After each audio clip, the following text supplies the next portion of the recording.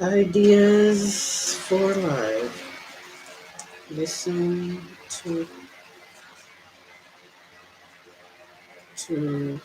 audio content, then commentary.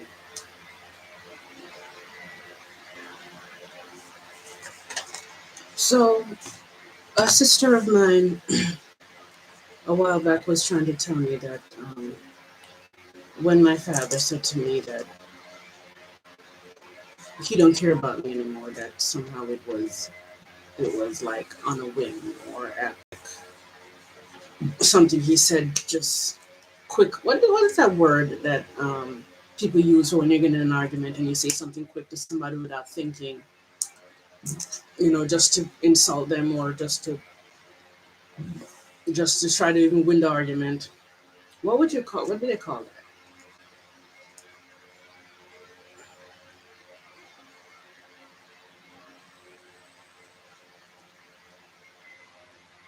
I still don't know what they call it, but I know I just can't find the word right now.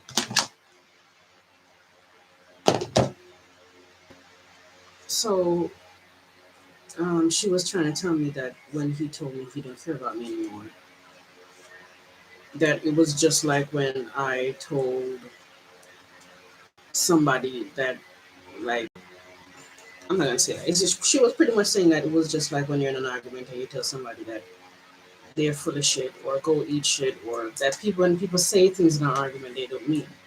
But I feel like that's bullshit, because when you take your mouth and fix your mouth to say something like "I don't care about you anymore," that is not just like a quick whim thing that people say in an argument. That's premeditated.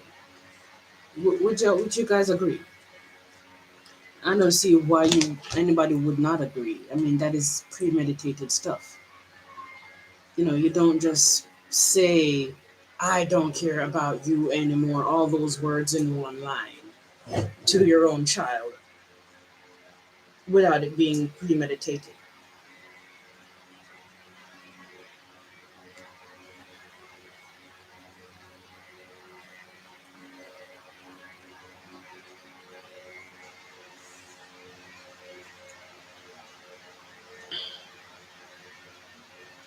What did she say? What did Nicki Minaj say? Anybody know? There's this Nicki Minaj controversy thing that keeps coming up, and I still haven't really gotten to what did she say.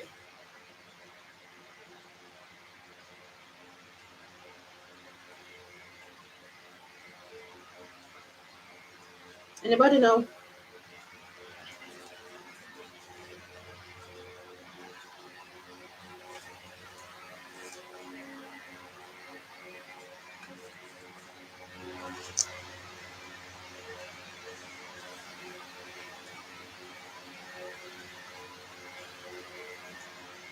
What did Nicki Minaj say?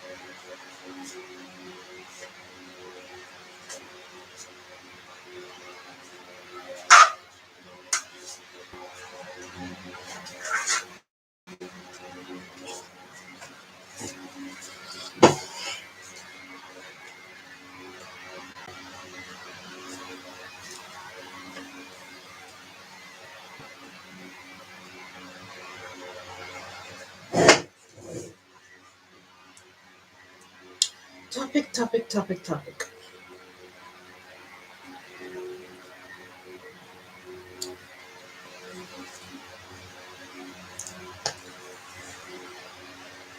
So last night I really started to read over my second book that I started to write. I'm not done writing this book yet. I mean, my first book still has to be re-edited again,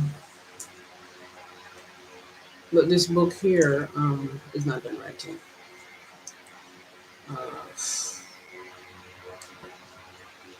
I'm in a place where it's just like I get kind of disappointed in myself that I can't just like in any moment take out the book and write it, take up the book and read it, and fall back into place where my brain, my head, my headspace remembers remember where I left off, and I could just continue.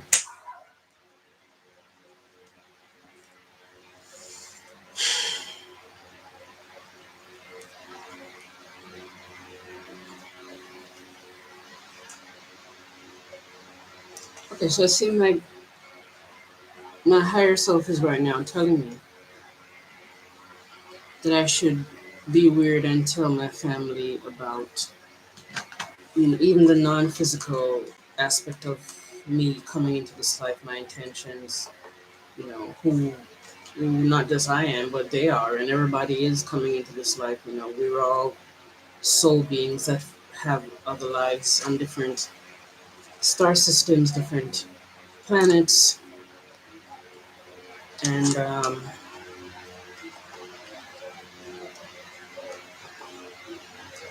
it's good to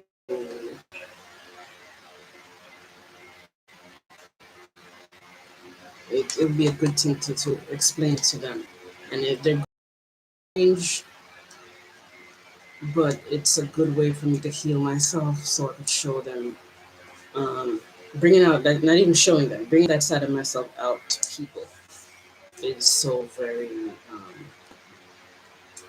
important.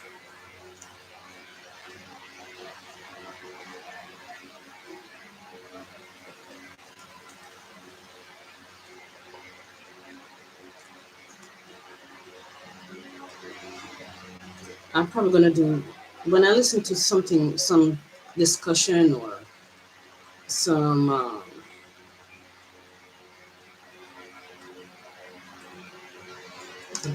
discussion, some debate, um, by people um, online. You know, this morning let's see,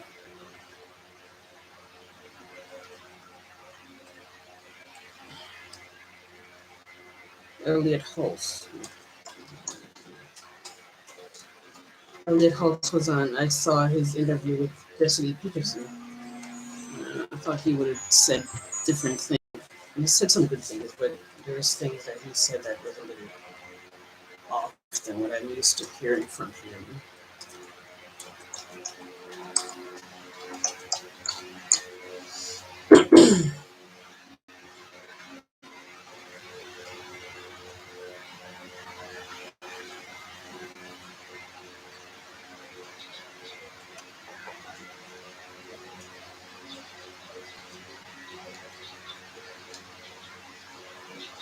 This was 3 years ago, and the thing with Jesse Peterson was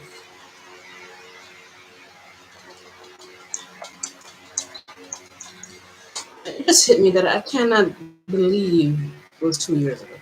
I can't believe this pandemic bullshit, man. Like we're here living our lives, and then you have this overtake of this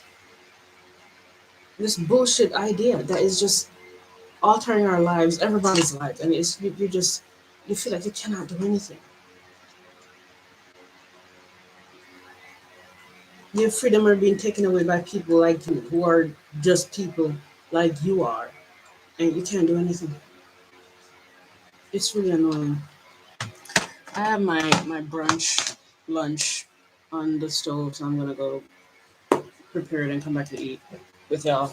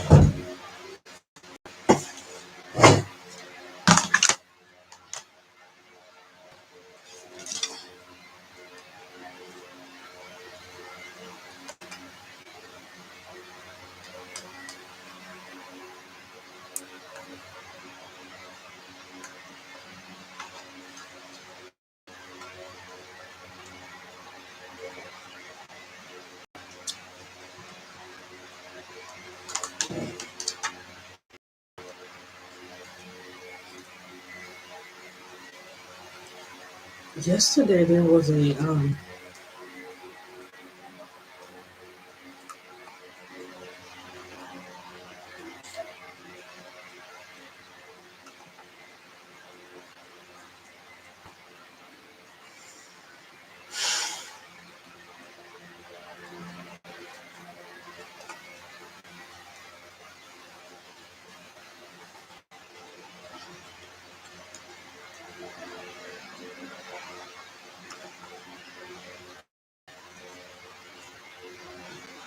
If you're making contact in a pure-hearted way, they're going to come. They want us to do it because it's how we evolve can fulfill our destiny to become an interstellar civilization that's enlightened in a golden age of human existence.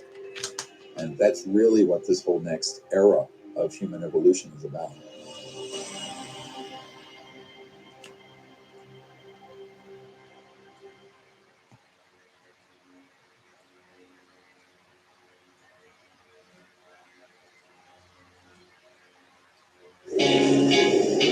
This is Joe. Say hi, Joe. Hi. He's a designer. A great one, I might add. Yes, I am. But he wanted to be greater. He just needed a new project management tool. Yeah. So he got ClickUp, and now he's Employee of the Month. It's true. ClickUp. Literally all your in one place. It's that easy. Do I owe you money for this? No. Free. Forever. Forever? Forever, yeah. Free all of eternity.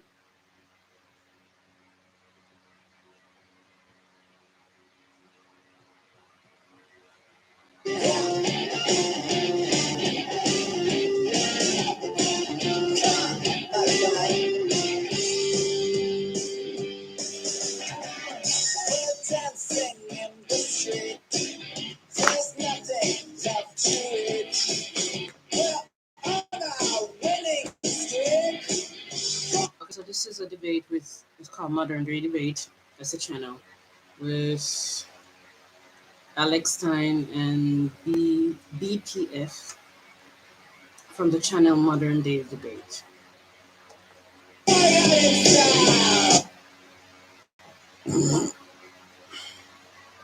To say this statement. Moderator James Kunz. So this is where this is from. I know it is cringe to say exists two white guys debating it. Like, I get that more than anything. I can't agree with that anymore. But sadly, what I see when I watch TV shows like Bait Car.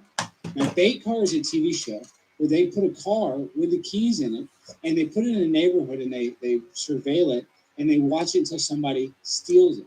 Now, in this show, they don't ever put the Bait Car in nice neighborhoods. They put the Bait Car in, most of the time, in people of color neighborhoods, in urban neighborhoods. Why do they do this? Because they know that it's going to more than likely get stolen there. So what does that mean? Does that mean that there's more crime? Or does that mean that the cops are racist? For me, I think it means both. And they're not mutually exclusive. So a lot of times in this argument, people are going to say, oh, well, the reason why more black people are in prison for nonviolent offenses is because black people commit more crime. Well, I'll give you that. I'll even admit, let's say black people commit more crime. But that doesn't mean, that's not mutually exclusive with cops being racist. Because what happens is we go after the easy kill. It's just how hunters hunt. It's going to be their mentality. So when you have a law enforcement, their job is to go after crime. They're not going to go after the hard to get crime. They're going to go after, it's like the weakest duckling is the one that gets caught by the eagle. You know what I mean? You know, whatever the most vulnerable class of people. So basically, you can also say that it's not just racism to a color. We have a system that's racist to a class. We have a class problem. It's called class racism. Because why they want to go after poor people? Because once they can get them in the judicial system, they know that the recidivism rate, I can't even say that word, it's hard to say, is exponentially increases just by going to jail one time. Then going to jail two times, it exponentially increases. So the more times they go to jail, the more times they are going to stay in the system. Now, what does that do? We have in America, we have a for-profit prison industry. That's right. Prisons can get funding, state and local funding, and they can charge state and federal municipalities for holding prisoners. And they can actually charge more than it costs because it's a private business. And so what they can do is with the money that is made in the private prison industries, they can go and they can pay lobbyists and they can pay all kinds of politicians, and they can get legislation that continues to put people in jail. When you look at a system that marijuana it's totally legal, in multiple states. Federally, it's still a Scheduled One drug. So just the police forces that are going after that and the ones that are not going after that just shows you that there's not a complete cohesion with our police force, with our laws, with our rules. So what I'm trying to say, I know that's a roundabout ways, the discombobulation of our criminal justice system and the laws that they enforce is so messed up that it causes the system to be racist because the system is so broken because you have a system where people can benefit by arresting people for nonviolent drug offenses.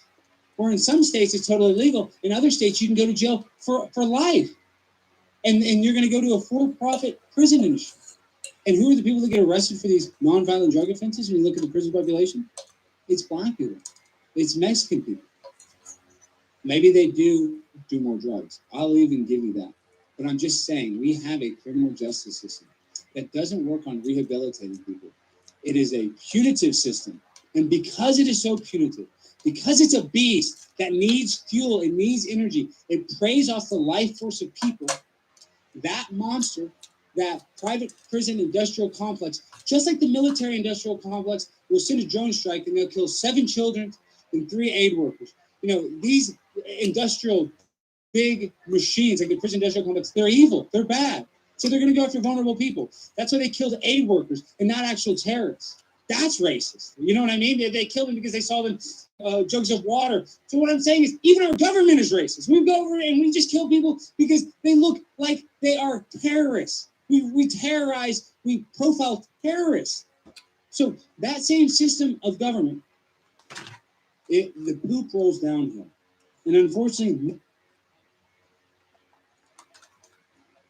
The topic they're having is are the police systematically racist? I would say yes and no. I say yes, or in this case, no. I say yes for a couple of reasons. But let me explain this thing first here. There's no way to prove that there isn't a police station or a police system or a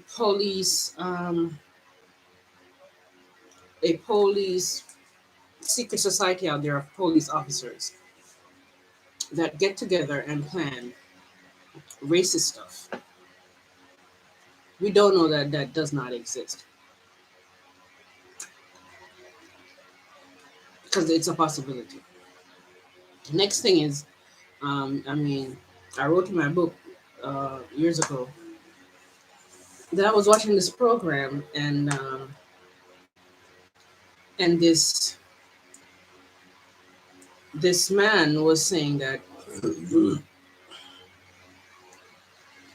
man was saying that they he's a Ku Klux Klan member or a Ku Klux Klan leader, and he's saying in the Klan there are like a growing number of a bunch of different kind of profession of men, of white males, including police officers. And again, we still don't know that there might be a secret society out there for police officers who are really, really racist, who wants to take down the black community um, doing their police job. I don't know it exists, but we don't know that it does not exist. The next thing is when people speak of systematically racist, sometimes I interpret it as being consciously racist.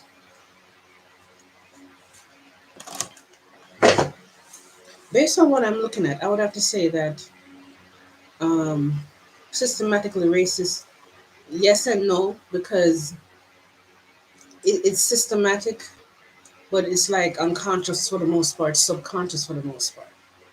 It's not like they, for the most part, are planning, um, plan consciously to take down the black community, as far as we know. But it's the systematic racism in any institution works like this: human beings are racist, and because you're racist, you're going to be thinking, saying, and doing little, um, sometimes little things, sometimes big things. I mean, the big things would more apply to people who are consciously racist. But if you're subconsciously racist, which all people are, um,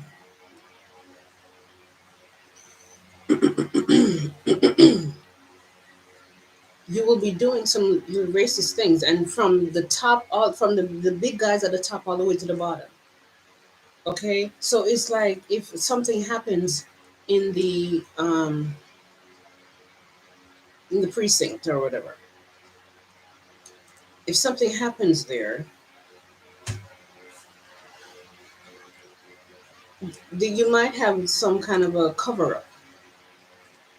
Okay, and this is kind of a unconscious racist thing. Something racist happened and it gets covered up,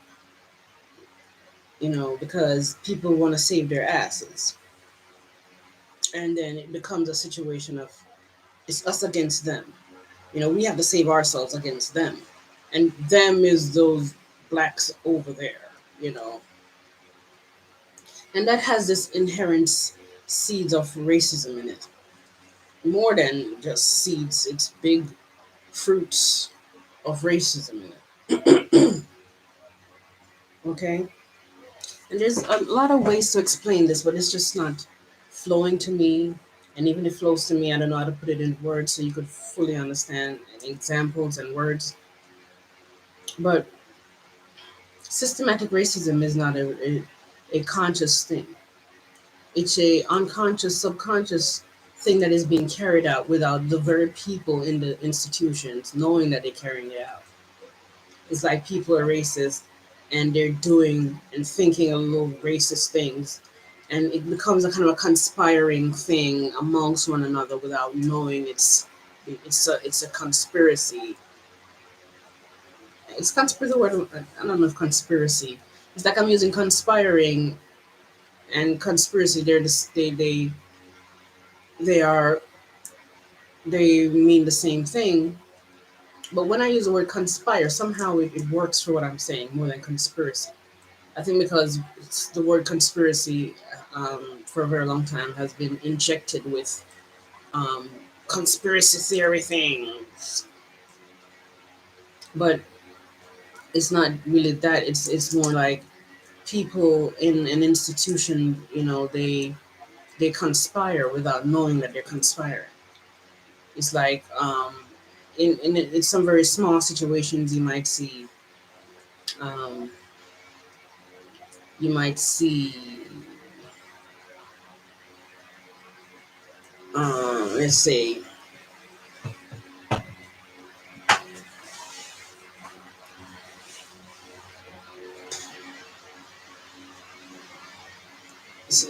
I can't put it in words.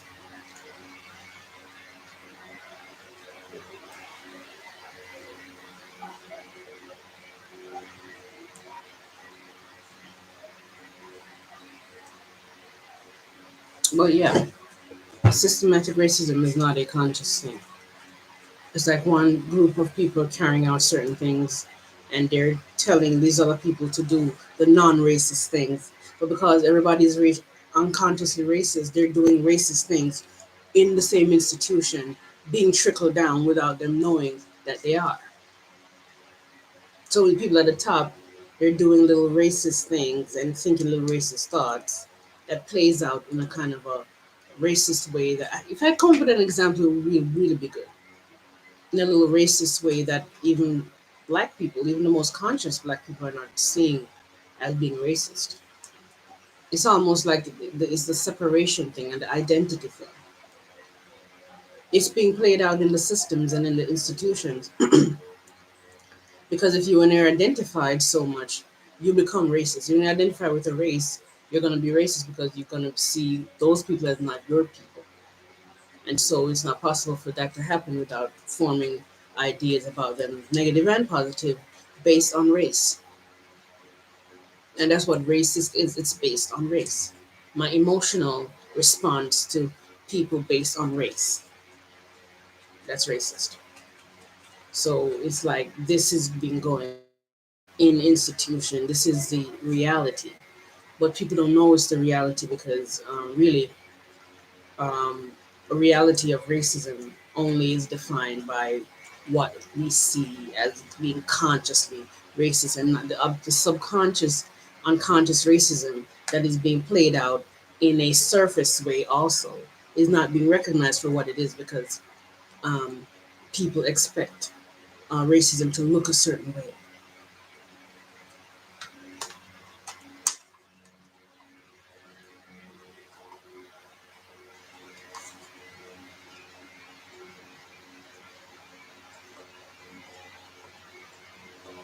Not all cops are racist. No way. That would be insane to say all cops are racist. There are some cops that are good.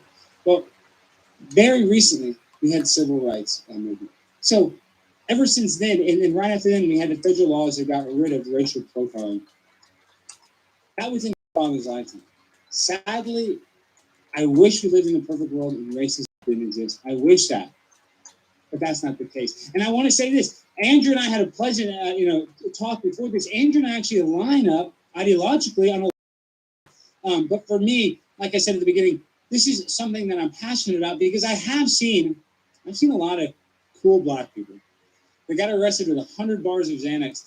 They got pulled over for driving while black, just driving for no reason. And I know that's just a small example, and I have this stupid Washington with all these examples and all these stats, but I don't want to pull up all these annoying stats. I just want to tell you. Okay, so maybe I could expound a little bit on what he just said about driving while black and how it plays out with what I was explaining with the systematic racism just being an unconscious, subconscious thing. If we're all racist, which means all cops would be racist, driving while black would be a thing. So the systematic racism aspect of it does not seem to apply because um, people are expecting systematic racism to be a conscious effort thing, a kind of a strategic, conscious thing that is being done to the community. But the systematic racism does not exist, even though it exists, because the unconscious, subconscious aspect of it makes racism a real thing, which means unconsciously in the system, we're all kind of racist, but we're saying we're not. We're carrying out things like driving while black while making it about something else because the conscious that's something else while the subconscious is corresponding with the driving while aspect of it. So if not all but most are not even most but some police officers are doing this, you know, then it becomes systematic even though it's unconscious subconscious because all of them are racist because all people are racist.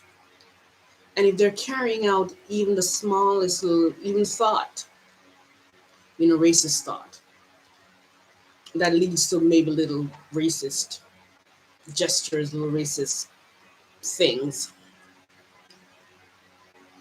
And then bigger things like um, driving while black, police brutality, that kind of stuff happens in a system where you have all these people who are on subconsciously racist or consciously racist. The systematic racism is being played out that way. So that's why I say it does not exist because for the most part it's not conscious. But it does exist because it's racism being played out in an unconscious, subconscious way, which means it exists in that context.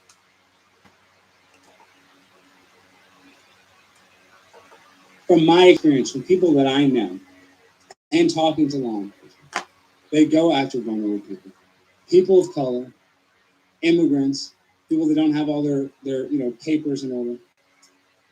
That creates a criminal justice system where they can make money, they can fine people, and that's what they want at the end of the day. That's why they want to give you traffic tickets. That's why they want to give you red light tickets because they want to be as punitive as possible. Live in a new world order technocratic state where they want to be able to nickel and dime you and keep you in this system as long as possible. And you look at the Tuskegee syphilis experiment in 1932 to 1972, where they gave people of color syphilis under the guise of free healthcare, and even after the fact that they got a cure, they still didn't give them the cure to see, how the study would play out. So I'm just saying, there's lots of examples of times in our modern times where racism, systemic racism exists, and I'm not like this guy where I want to kowtow, and because I know a lot of black people who went to jail, turned their life around, and become great people. There's always an exception to the rule. I'm just talking about the majority. It is sadly nature versus nurture. If you have a bad nature, if you're surrounded by crime, if you're surrounded by, having no father around, once you get arrested one time, you can't go to McDonald's, you can't get a normal job because you have a criminal record. So it forces you in a life of crime. So I'm just telling you, a lot of the problems of the system enslaves people. And they want to enslave the weakest, slowest ones. And with that, that's about it. Thank you very much. Thank you very much, Alex, for that opening statement. And want to let you know, folks, if it's your first time here at Modern Day Debate, we are a neutral platform hosting debates on science, religion, and politics. And we hope you feel welcome no matter what walk of life you are from. And we got to tell you, folks, if you haven't yet, hit that subscribe button for more juicy debates, such as the one tomorrow morning at the bottom right of your screen. Sharia law versus human rights. It's going to be a juicy one. You don't want to miss it. So hit that subscribe button and that bell notification as well. With that, we're going to kick it over to Big Papa Fascist. The floor is all yours. Thanks for being with us. Thank you. So kind of just went through this kind of long-winded, babbling, incoherent opening statement. That's how they always are. We kind of went through everything from government technocracy to I don't know. It was just kind of all over the place. So I'll try to be a little bit more concise. Systemic racism, it's essentially an unprovable position. Here's how this debate will go, because this is how all of them go. Let's start with our premise. There is systemic racism. Okay, can you prove that logically? The answer is no. Why? Because it's a behavior. We use a construct to describe that behavior. So we're always left inevitably with my data, and let's not forget my studies. Now, I'd like to point out that I recently saw a tweet. I believe it was from a Twitch streamer named Wicked Supreme, who needs desperately to take a shower, which said, studies aren't Yu-Gi-Oh cards to be played during a debate. Well, that's what they have become. Since Alex won't have any way to actually make a case without using data, most of it sociological in nature, I feel compelled to point out that most sociological studies have never been replicated. And the ones that have, there has been a massive failure rate to the tune of 60% or higher. Now, that number is highly contested, but who cares if it is? If they do a study on how many studies fail to replicate that study, they'll probably be wrong 2 times in a row. Alex didn't send me any studies, though how could I possibly go through them during a live debate to check the methodology in a opposite way anyhow? It can't be done. There can't be any reasonable expectation I've read any of the studies You're talking to me? he produces, as there are far too many on this issue 1 to even second. begin. Hello, I didn't know. I heard your voice, but I thought you said Daddy. I didn't know you said Jetty. Hey. Mornings. Afternoon, really. To memorize all of them or familiarize myself with them unless this was some kind of specialty. The good news, Alex couldn't have done so either. So I can be bad faith, and I can hope that I can produce studies and data that are better than his studies and data, but that won't actually get us anywhere at all. So here's how this goes. Step 1, he busts out the studies. Step 2, I dismiss them with no penalty if they are sociological due to the replication crisis. Step 3, Alex has no logical argument. And then step 4, I win. Why do I win? The burden is on Alex to prove systemic racism, be it in an institutional form like the police or in some other form that he comes up with, and it's essentially impossible to do, which is exactly why we should stay away from making policy about it, considering nobody ever seems to be able to make a good case for it. Individual racism, like you said, yes. Systemic, societal, or institutional racism, no. even if you grant that the premise is real, they can never give you any solution for it either, ever. Just things like more training or more body cams, throw money at it, that will solve it.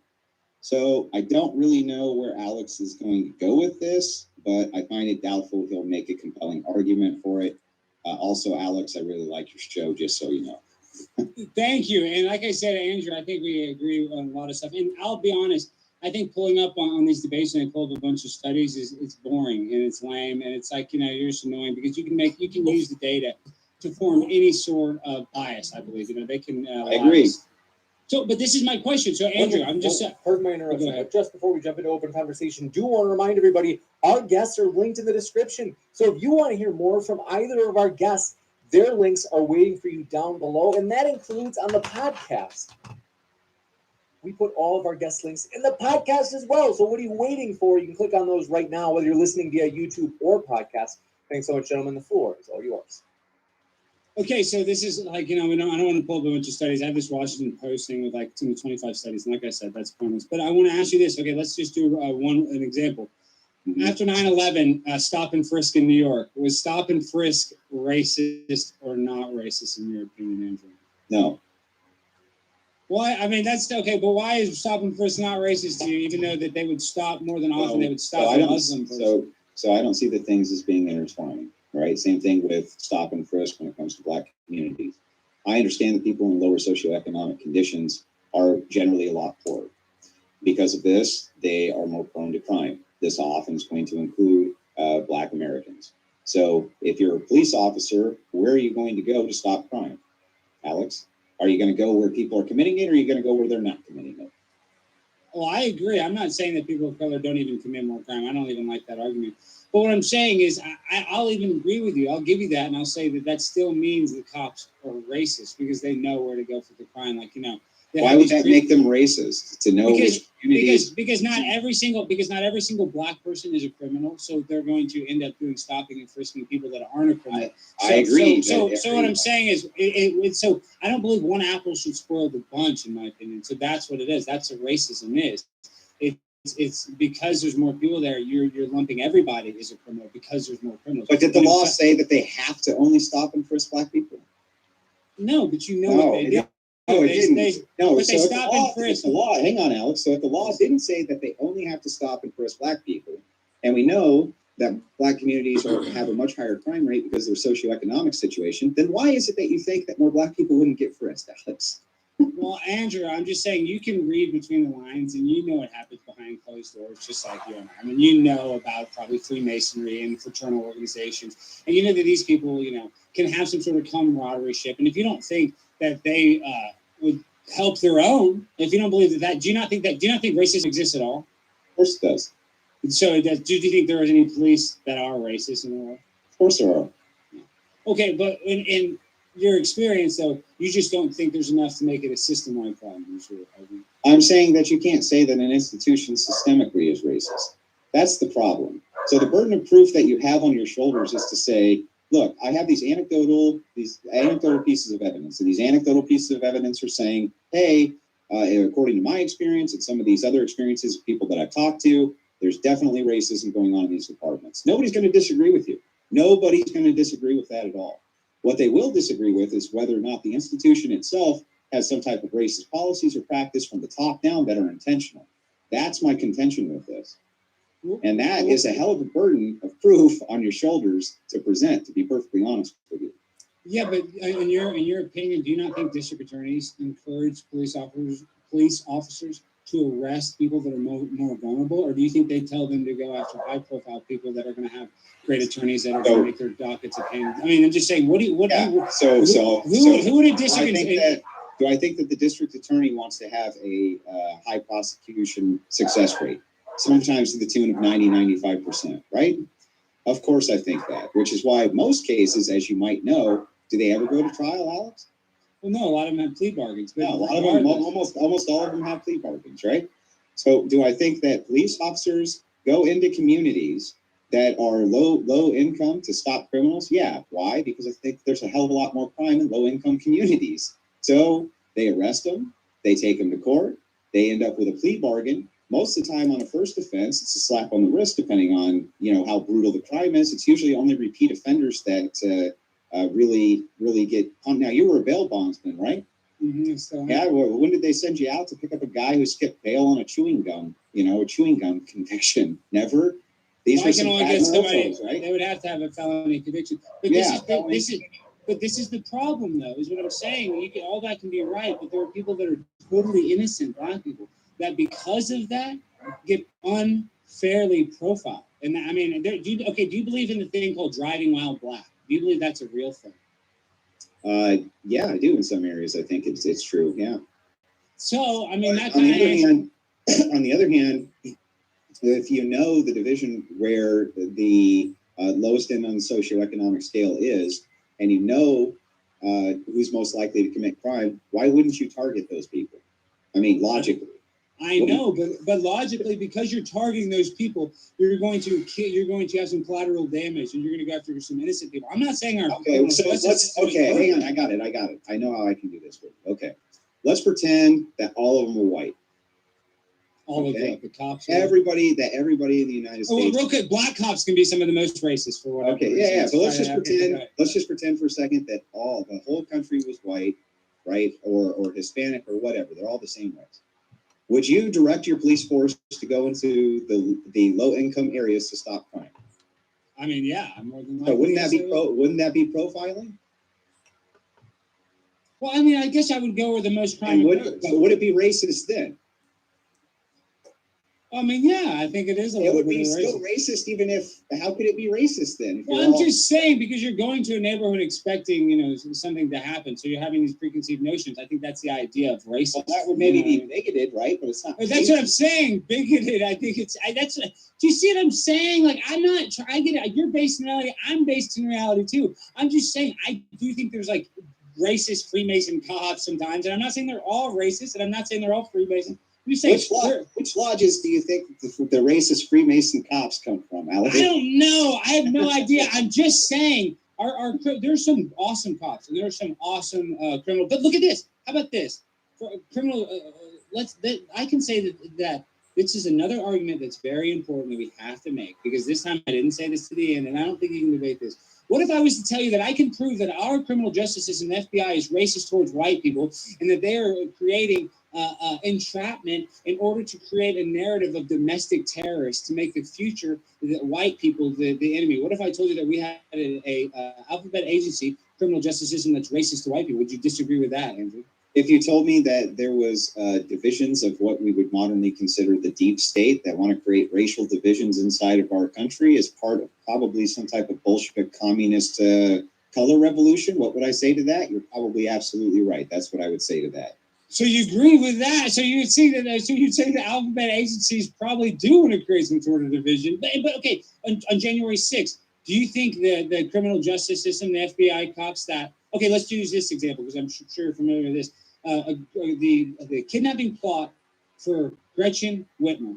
What they did is, I think they found out that like half of the people they got arrested for were FBI informants. And so, don't you think that was a little racist to go after white country folk, Trumpers, in order to create a narrative or to create some sort of division against white versus black people? I don't think that was based, that the motivation behind that was based around race. No, I think that the motivation... You don't think they were trying to go after white people? You don't think that they purposely were trying to go after white people? Come on, be honest with that. With all the Black Lives Matter stuff, I'm not trying to yell and scream. I'm just saying, know that you're based in reality. With all this stuff that was going on, all the racial tension in the world, you don't think that they purposely went after those guys? It was basically entrapment. Half of them were FBI agents. I agree.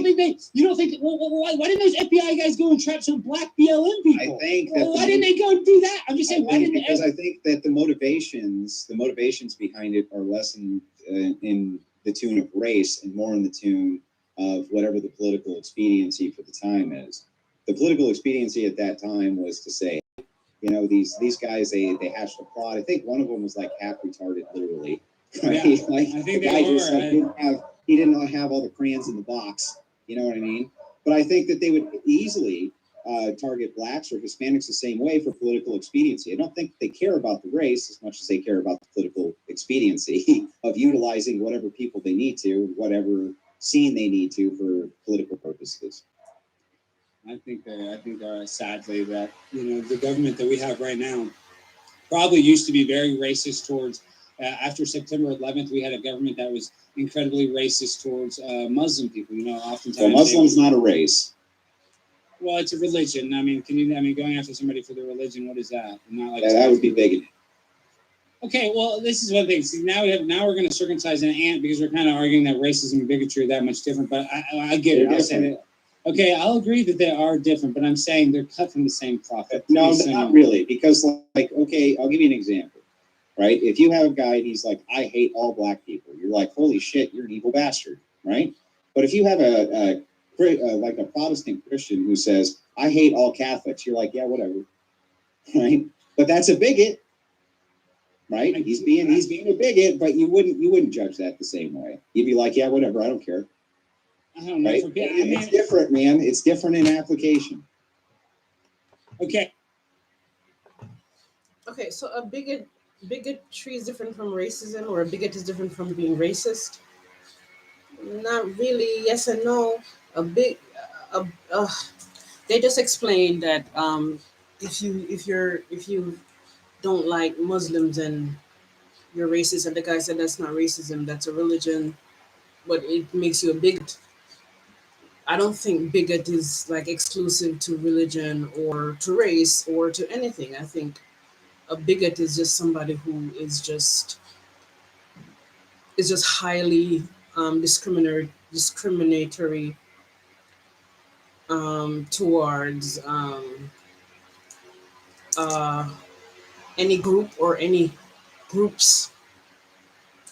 In other words, if you're talking about racism, a bigot is just an extremely racist person in that sense, or an extremely xenophobic person in that sense. Isn't that what anti-Muslim is? Xenophobia and not bigotry, and not being a bigot. Um, if we're talking about homophobia, a bigot is just an extremely homophobic person. It's just they have no a bigot to me have no their hearts are just not open for reasoning.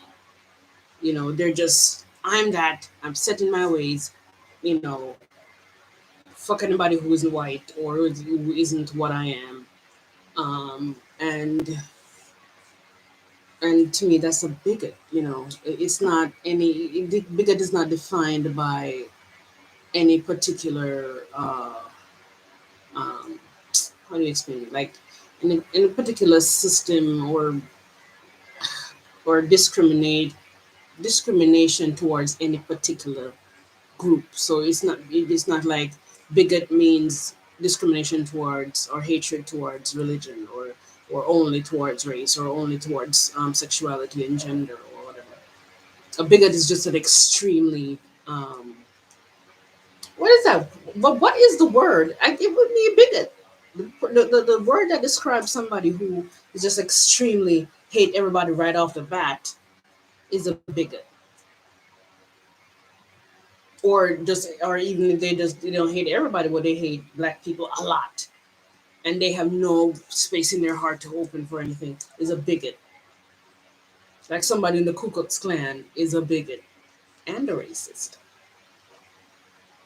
So it's a bigoted racist, you know, um, or somebody who hates Christians or who hate Muslims, who hates any religion that is not theirs, or any religion because it's a religion, and they have no, and it's just a really big hatred. You could just describe them as a bigot. A bigot, you could use the term interchangeably with being racist and being pretty much any highly person who's highly negative or have a high level of hatred towards any group. So yeah, what they're saying about bigot versus racist is not entirely accurate. Okay, well, I'm just saying, I believe that they wanted white people, that the FBI, especially on January 6th, are going at, because the FBI could have spent the resources going after the same destruction that Black Lives Matter caused, but instead I agree. So why do you think they go after, why would the FBI, in your opinion, if their system's not racist, why did the FBI decide all the resources going after white Trump fans instead of black Joe Biden fans if it wasn't. So in order to outline this for you, it's going to take me a second. Okay, I think genuinely that race is a construction. There's some physiological differences between people. That's obvious, of course, but I think generally speaking, it's a construction of the brain. I think that these types of divisions happen all the time, and that the motivation behind them is often political and this kind of thing. But it's a divide and conquer tactic. And you will find old communist manifestos about using racial division as a tactic to split up the United States. It's worked extremely well. But I don't think realistically that your average, individual is a particularly racist person, nor do I think that the institutions that they serve under are intended to be racist institutions, because the institutions are a reflection of the people who work at them. So there may be from the top down in some of these institutions in this divide and conquer style way, there may be some racist people there, sure, but I don't think that the motivations are based around specifically targeting race for anything other than political expediency. Yeah, but do you think that for political expediency, they are using racial division to cause some sort of tension throughout the country? Yes. So wouldn't you say that that was a systemic, manipulation? I mean, I would definitely call that a manipulation. I wouldn't say that that's systemic racism. I don't think institutions themselves are racist. I think there are some top level institutions that you would consider the deep state. We're talking about basically unelected officials who've been there for 100 years, 150, you know what I mean, in these various organizations. And I think that once a president appoints somebody for 30, 40 years, something like that, those people can get very entrenched. And when they get entrenched inside these different offices, yeah, they tend to cause all kinds of havoc. That's usually what's meant by the deep state. The deep state's not to say that there's some, shadow government on top of our government, but more that there's tons of unelected officials who pull a whole lot of strings. Well, how about this? Let's not even do the deep state. James Comey. We know James Comey, right? Yeah. Do you think James Comey would tell people to go after the Black Lives Matter riders, or do you think James Comey would tell the people to go spend the resources going after the white January 6th riders? I think he would probably say to go after the January 6th people, yeah. That's from the top down. So you can already, I'm just saying, you could already probably tell what he would do just based on his ideological viewpoint. I think I can rationalize and concede some of this, and then I'm going to argue some other points of this. Okay. So here's the points that I'll concede. The points that I'll concede is that I do think that race is often used as a divisive linchpin between people inside the United States from the top down for various motivations. Okay, I'll concede that that's true. And if that's a form of systemic racism, which I think you could probably make an argument that it is, then I'll just concede that that's so. Okay, so from that angle, I'll give that portion of the debate to you and say that that is systemic racism. That's very magnanimous of you, Andrew. Wow, I appreciate that. But if we're talking, on the other hand, about what we're generally referencing when it comes to systemic racism, which is going to be, your average police department, I don't think that at an institutional level or at a top-down level that those places are inherently racist. No. Dude, then you don't go to Taco Bell on Inwood because they're racist as fuck to me. I'm telling you, dude, they don't give me any sauces. And at Taco Bell, I swear they do not like me because I'm white. So, okay, I'll agree. Maybe I'm the only one that's okay, and I'll even give you that. I'll even concede that, not every single, especially this day and age, I think that our police force, they're probably going overhaul and trying to be anti-racist, into being nicer to people of color. But I still believe from the top down, what happens is because this is the one thing I'll concede is you said the bigotry and the racism. Really, it comes down to, of course, they go after people of color, but it's also a class war. It's also a vulnerable. They go after vulnerable people. So they go after. For me, on the fact that I think that class division has always been a primary goal inside the United States, and it has been since Bolsheviks came here many, many, many years ago. I think that class division was much harder to implement when you had one working income. So now it's much easier to implement class warfare. So what they did was they used color instead, and that was an easier way to implement division. that's a whole long giant conversation to have, though I'm sure that you're familiar with a lot of that. But no, your general police department is not acting in a way from the top down that is systemically racist, but rather they're going into neighborhoods that are filled with crime and they're enforcing the law. Well, and you're going to find the most crime, by your own admission, in lower socioeconomic neighborhoods. I agree. I'm not saying you've already conceded too that if we replace all those people with white people instead, and the police are still going in there and enforcing it, right? There's no way there would be a race motivation then. So we can kind of rule that out. But I'm just saying, people get affected by it that aren't committing crime because of those preconceived notions. So that's why I'm trying to say, the overall racist point. But gosh, I was about to make a point. What was I going to say? Oh, I was just going to ask you a question and I just forgot it. About systemic race. No, it was a good point, but no. Listen, when you look at the breakdown of the police force, and you look at like every this is my point. I know perfect examples. Excuse me. Let me make this clear because I do go on a tangent because I'm diarrhea of the mouth is what my teachers used to say, and that's true. But this is what they said. There's multiple examples. I know of people that got arrested by black police officers. And this is from the horse's mouth. This is from black people that got arrested by black police officers that they said were arrested them in front of other white officers in order to look like they were fitting in with the white officers. Now I've heard of this happening. So I'm just saying that would almost be a form of reverse racism. So do you believe in that's kind of my point. Do you believe in there's a thing like reverse racism? Like maybe a white person would be like James Comey might be racist to white people because he has a agenda. If you're going to construct the race of black and you're going to construct the race of white and find that to be a divisionary tactic, then yeah, you would have to be able to be racist towards either one, right? Yes, you would have to be. So yes, of course, if black police officers, or should I say, when they do this, because it does happen, and it's a thing, and I might argue that police officers who, especially in America, who were black, a lot of the times they enter the force with that kind of a energy of I need to, if not conform to somehow white ideals and white power structure, but I have to conform to concede to um, um, like the government somehow to feel sometimes less black and to feel like they are fitting in with white society, white power structure, white police officers. So a lot of these black cops, they do enter the force with that subconscious intention. It's not conscious. Just like you have white police officers who enter the force just to be bigots towards the black community, and any so-called minority community that is like that has crime being like a big part of their existence or whatever. Um, yeah, a lot of these black cops, they are going into force with that subconscious intention.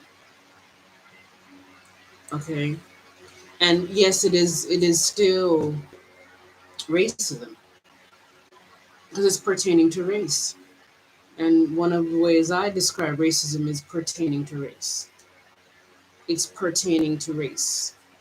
And some people, I think I said this a multiple times, but some people might say, well, that definition describes the word racial and not racist.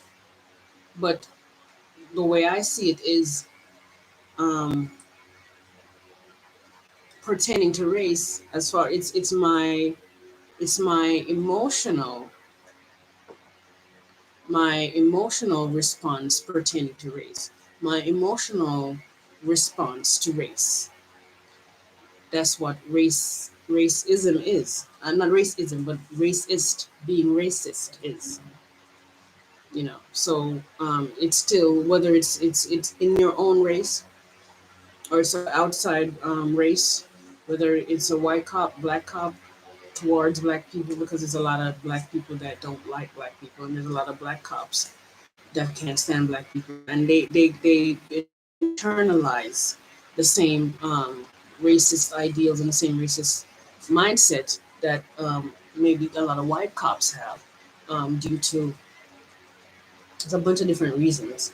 And I suck at coming up with examples right off the bat, but they they're coming from a place of, you know, it's like with white people, it's like we hate them because they're black and we're right, and we prefer our own kind. And then it's with black people, it's like the self-hatred aspect of it becomes racist. Some people might say, well, it's not racism, it's just self-hatred, and I think it's both, because one is leading into the other, one is breeding the other. The self-hatred that I have towards my own people caused me to be racist towards my own people, because it's still pertaining to race even though it's inside of the race. If you could be racist towards blacks, and that's the division, then blacks could be racist back towards you, of course. Yes, I'm just saying. I don't know how that could really be argued. Yeah, but dude, I mean, I know. Like I said, and I'm sure I don't know personally this example. I'm just saying this anecdotally, but I'm sure there are, white people that were racially profiled. You know what I mean? I don't know. I mean, we've all been profiled. I think all races have been profiled. And I think the profile that kind of counts against you as it being systemic, then, doesn't it? Well, no, I'm just saying, and there's like a black person maybe profiled a white guy because he thought he could, maybe get after me. Maybe there was some sort of motivation to profile me because of some preconceived bigotry or racism. You know what I mean? Like, I don't know why. Sure, it's possible, but the case would fall in. You would have to make the case that they were from the top down targeting people in a systemic way, rather than having isolated incidences or cliques of cops or this kind of thing. I don't think that's that common, no. The reason why I think it comes from the top down is because I think it's based on the district attorneys. Like, they're really the ones that are driving the criminal justice system, and judges. Because what about the private prison industry? You don't think the private prison industry is inherently racist for, having a lot of people that are non-violent? What do you think about for-profit prisons are an abomination and should be done away with. Well, yeah, look, just like explaining earlier about the subconscious, systematic racism being subconscious. It's, in the prison system, it's the same kind of thing. It's like it's systematic because we're all racist, because all people are racist, and we're all doing and saying racist things without calling it racism. I think that was very important to point out. It's like we're all doing these racist things, thinking these racist thoughts about these people, acting and sometimes choosing to not acting on these racist feelings that I have, but they're still there, and in really subtle ways, a kind of a racism being carried out, and so it becomes a systematic racism exists in that sense. We're all doing racist things, thinking racist things about these people, um, sometimes talking about them behind their backs, and calling it in those situations, calling it something else and not racism, even though we kind of know it is racism, but we kind of don't because it's subconscious.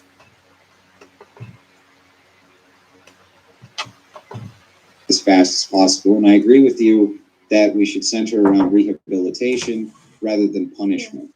I don't think progressives would disagree with that either, right? For-profit prisons, obviously there's going to be a motivation to make profit. There's no doubt that that's true.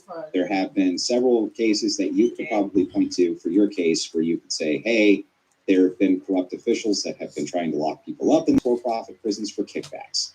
Right, we all know that's. Hey, I want to pull it up. I have to say, this is the one article I want to have up. So, James, can I get a screen share? I just want to show this one because this is just outrageous. Now, this is like a national case. It got a ton of news. But you look at this. This is called over here. This is called Kids for Cash. Judge released from prison coronavirus concern. So now they end up letting this judge out. Now he got to get out. What a bummer. But listen how evil this judge was. A former Pennsylvania judge involved in a scheme to send children to a jail in exchange for kickbacks was released from federal prison with 6 years left on his sentence because of coronavirus concerns. Wow, what a lucky guy. A former Pennsylvania judge involved in a scheme to send children to a for-profit jail in exchange for kickbacks was released from federal prison with 6 years left on his sentence because of coronavirus concerns. Two law enforcement officials with knowledge of the matter told the Associated Press. Michael Conahan, 68, was sent home from a low-level security Federal Correctional Institute. Federal Correctional Institute in Miami. I'm actually very familiar with this case. Yeah, I'm just saying, and a lot of people are. This is huge, and I don't even need to share it that much. But this case, this guy ruined children's lives. I mean, he put kids in jail that weren't even necessarily guilty. I mean, instead of rehabilitating, he was getting kickbacks. And can you imagine as a kid, because of the system? And when that was discovered, he was prosecuted and he was thrown in prison, right? And that's exactly the way that that's supposed to be. Saying that there's corruption within the system, within any system, is going to be obvious to everybody. Of course, there's going to be, but that doesn't mean that it's systemic. These are isolated cases that you're pointing to, and that's really all you can point to is anecdotes and then isolated cases. What I'm saying to you is I'm willing to concede that there may be some forms of top-down systemic racism or even reverse racism at the highest levels for various reasons, maybe, right? I'm willing to entertain the possibility. But so far, I don't think you presented a very good case that your local institutions or even most federal institutions are systemically racist at all. Well, I think I could, point a case of why didn't these police forces go after the Black Lives Matter protesters in all these, in places like Oregon? Do you think? Well, the reason that happened was because you had Democrat elects inside these various states who were governors, and they told their local